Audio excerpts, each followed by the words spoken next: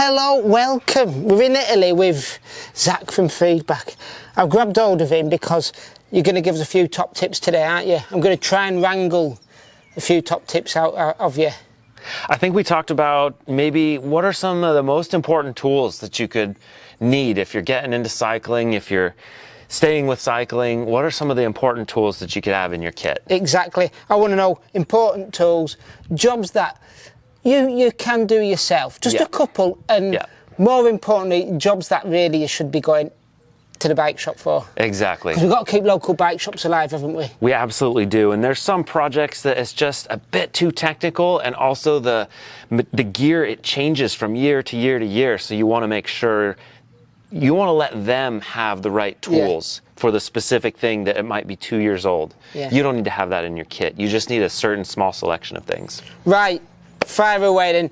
Beginners, they ain't got any tools at home. Or they might have some rusty old things. What are the first few items that they should start building their toolkit for the garage for? So this is something that's going to sound a little bit, you could say, cart in front of the horse. But I have learned I am always going to recommend a good repair stand first. Believe it or not, no matter what you're going to do, getting your bike into a repair stand is going to make that project so much easier. Right, what are we looking for in a repair stand? Because you can get them from €50 down Lidl to... For sure. Well, it's what you guys make. Yeah, for sure. So when I'm looking for a repair stand, what I'm looking for is something that's reasonably lightweight, so I can move it from, I mean, sometimes in winter, I might do work in the middle of my kitchen, living room. If it's nice outside, I'm going to move into the sun. If I'm doing a bike wash, I'm going to move to a place where it's not going to get keep standing a bit closer. Sorry. It's all right. If I'm doing a bike wash, I want to move my work stand to a place where it's not going to be muddy, right? So you want it to be reasonably lightweight. I think you also want something that collapses to a small compact size, because you're only using it every so often.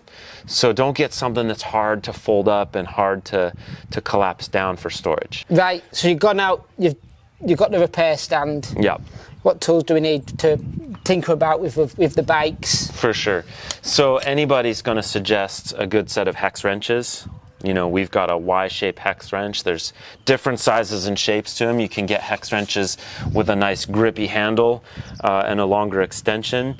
You want a hex wrench to be able to install and remove pedals. Adjust your stem, you know, if the stem's a little crooked. Handlebars, the control levers, like the shifter levers and brake levers. You want to, I mean, even adjusting the saddle height, up, down, seat height, forward, down. Come on, what sizes are like the most important, or they're generally the most used on a bike? For sure. So the 4, 5, and 6 are probably the most common. We're seeing more and more in the 2, the 2.5, and the 3. Okay. So that's like your most common. And then the 8 millimeter is very common for some pedals and some bigger bolts on your bikes. We've got tick for the hex wrenches, tick for the work stand. What's next? Perfect. So here's one that I think is overlooked. It's more important than you might realize, but I actually really like to have a little mechanic's pick. Just something with a sharp end. I know, it's a surprise. Here's the reason. It's because the things that cause a flat tire, they usually start their life in your tire a week before they give you a flat. It's a bit of glass, it's a thorn, it's something like that. So one guy early in my days as a road cyclist, he said take a rag, wipe your tires, and then pick out the bits of the glass. Because in the olden days, I'm going to get some abuse online for saying olden days, but you did used to have little flint pickers on the tyres right around us, a small bit of metal that sort of just caught the flints as you were riding along. Obviously you don't have that anymore because you're not so got the brake bridge. But I'll have to get myself one of them purchased. I like that. And okay, we're using tubeless tires, we're using sealant, we're using this and that, but I still say don't even risk a problem. Pick out all the bits of shards of glass, any thorns and stuff like that. It's a good chance to inspect your tires.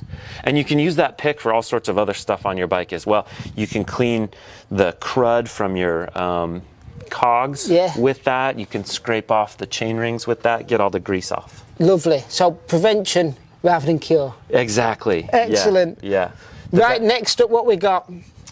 I am a big fan of the disc brake and cassette cog remover tool. This one works on the center lock style disc brake rotors, which this bike happens to have, but it's nice to be able to remove your disc brake rotors for travel. Okay. If you're shipping your bike, if you're flying on the airplane with your bike, removing your disc brake rotors prevents them from getting bent. Yeah. It's quite a simple procedure. You can use either this tool, or you're going to use the next most common is going to be a Torx head Okie doke, yeah. wrench for your Yeah. 6-bolt style disc brakes. Yeah, depending if they're 6-bolt or... Or center lock. Yes, or center lock. So these tools. Again, prevention rather than cure, because if you do get a bent rotor, down the road. The noise is such a chore. It is. Just ask Chris Froome. Yeah, the noise is such a pain in the ass. So let's just take that opportunity. If you do get that the disc is a little bit bent for one reason or another, it's quite handy to have a little rotor truing fork. Okay. So you can take and look for the spot where the rotor's just moving to the right a little bit, and just very gently you can bend it back with a tool like this. Now, you want to be very gentle with this. This might be something you leave for your bike shop, but look, if you have the tool, it's quite a simple procedure. And so I'm surprised we haven't mentioned this until this point. You know, tire levers. Something you want to do yourself is change your own tires. Yes. I mean, it's a simple procedure. Once you learn how to do it, you can do it the rest of your life. So we like these ones. They've got a steel core, but a plastic exterior. So it's gentle on the tire and the rim, but it's quite strong thanks to the steel on the inside. So as we say, this is for your home garage. These ones are clearly too big to really be sticking in your saddlebag and riding down the road with, aren't they? Correct, yeah, these are a bit big. This is more of a home shop style. Yeah. Another one that we like is a valve core remover tool. Yep. Because a lot of tires on the mountain bike side, more and more tires on the gravel side are going tubeless and with some sealant. Yes. And you want to, you know, anybody who's used sealant in the past is going to say it dries up over time. So you want to be able to find your valve, remove it, Yep. inject new sealant, Yep. freshen it up. You don't even have to take the tire off. Yeah, it's amazing how much work you can do with just a handful of tools, isn't it, on a bike, really? Now, you might remember this.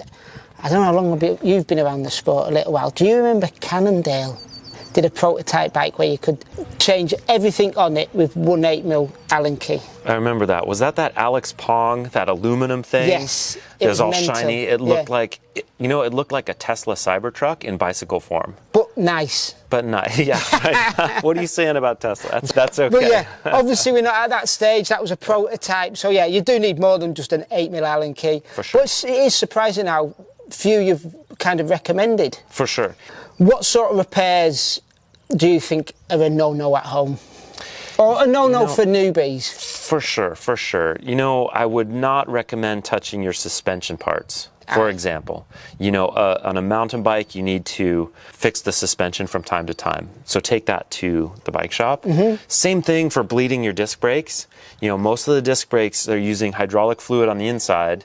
You pump the lever, it pushes fluid, it pinches the caliper.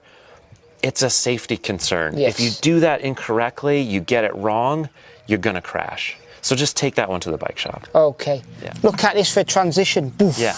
Bucket in hand now. Yeah. We've talked about tools that you need at home. We've talked about stuff that you need to leave the bike shop to do. Yep. But there's one thing that's dead easy to do at home, isn't Dead there? simple. Yeah.